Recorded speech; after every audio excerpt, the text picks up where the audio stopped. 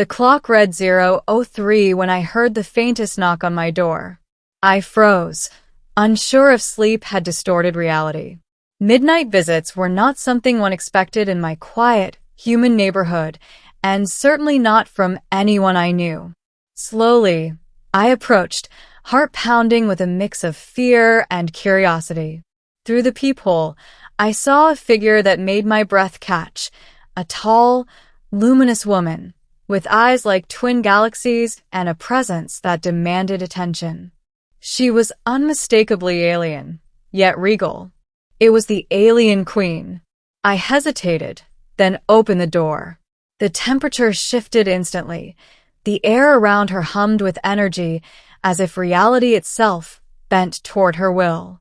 She looked at me and, without preamble, spoke in a voice that was both melodic and commanding. "You are the one," she said. I blinked. The one? For what? My voice sounded fragile even to my own ears.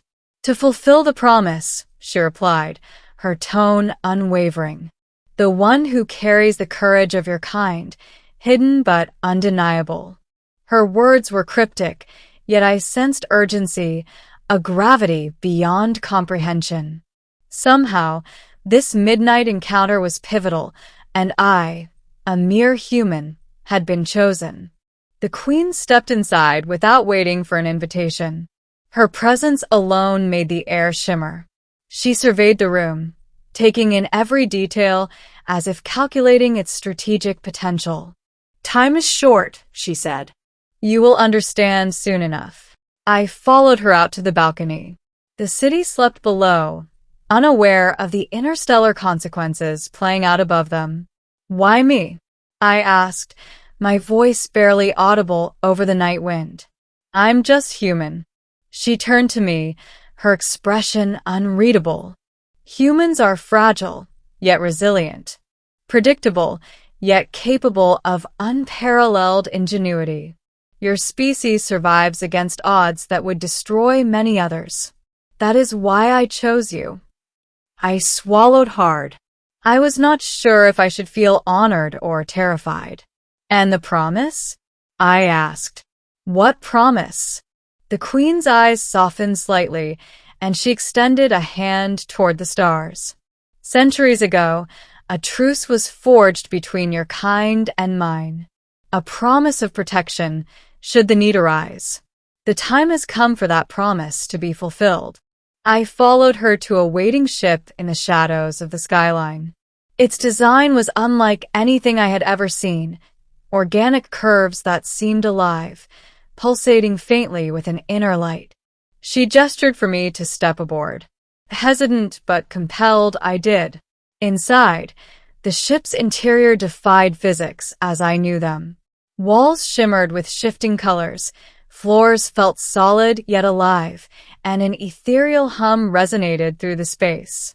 The Queen guided me to a central chamber, where a holographic projection displayed a sector of the galaxy. Stars, planets, and fleets of ships spun slowly, each marked with symbols I did not recognize. "There," she said, pointing to a small planet surrounded by dark clouds. "That is where the threat emerges. A force unlike any we have faced before. Your kind has survived disasters on your planet, but this could end your species entirely." I peered at the projection. The planet looked fragile, almost ordinary from a distance, yet the Queen's words imbued it with a menace I could feel in my chest. "What do you want me to do?" I asked. "You will act as our envoy," she replied. "Humans have a unique ability to bridge divides. Your courage, your ingenuity, it can change the tide of what is coming." Days, or perhaps hours, time on the ship was strange, passed as she trained me. Combat, strategy, diplomacy, the Queen personally guided me through each session. Her expectations were high, and her scrutiny unrelenting. Yet, in moments when I faltered, I glimpsed something unexpected in her eyes. Concern, even care. One evening, aboard the ship, she approached me while I was reviewing tactical projections. Do you doubt yourself? She asked softly. I do, I admitted. I am human. I am not ready for what you're asking. Her hand brushed mine, a spark of energy that made my pulse jump. Humans are underestimated, but you are capable. Trust yourself as I trust you. Her words resonated, embedding a sense of determination I had never felt. I realized then that the Queen's visit was not merely a call to action. It was an awakening. She had seen in me potential I had not recognized in myself. The mission was swift. We approached the planet, navigating through asteroid fields and hostile patrols. The Queen's fleet moved with precision, yet she allowed me to lead critical decisions. My heart raced with every choice, yet the weight of responsibility empowered me rather than paralyzed me. We landed on the planet's surface. Its terrain was harsh, jagged mountains and dark, roiling skies.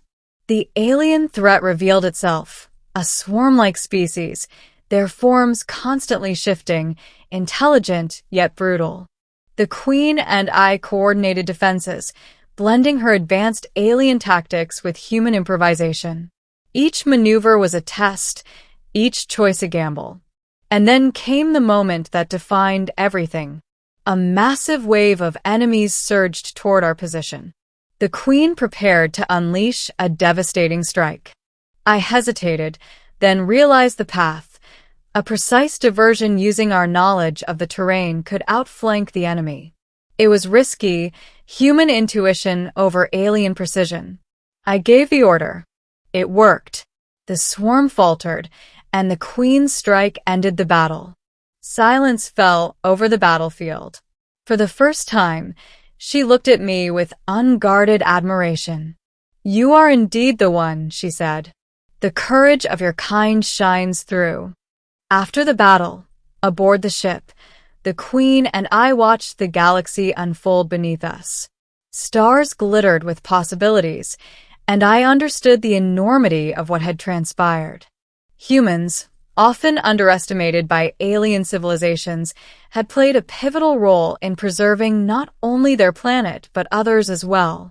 She turned to me. Do you see now why I came to your door that night? I nodded. To awaken me? To remind you, she said, that humans are capable of more than they believe. That courage, ingenuity, and compassion are forces that can shift the universe. I realized then that the Queen's visit was not only about the mission, it was about recognition. Recognition of humanity's hidden strength, its enduring spirit. And I, a single human, had been chosen to embody that spirit in the face of overwhelming odds. When she finally returned me to my home planet, it was dawn. The sky was tinged with pink and gold, a stark contrast to the cold, dark void I had left behind. She stood at the threshold, her presence both comforting and commanding. Remember, she said, your species will face many challenges, but you are never truly alone. The universe watches, and sometimes it chooses to act through you. I nodded, words failing me. She smiled, a rare, human-like warmth that lingered in my memory long after she disappeared into the morning light. And then she was gone. The knock at midnight had changed everything, not just for me, but for humanity itself. I had seen the stars through alien eyes, faced a threat that could have ended us, and survived. And most importantly, I had learned that even in the vast, indifferent cosmos, human courage could shine brighter than any star.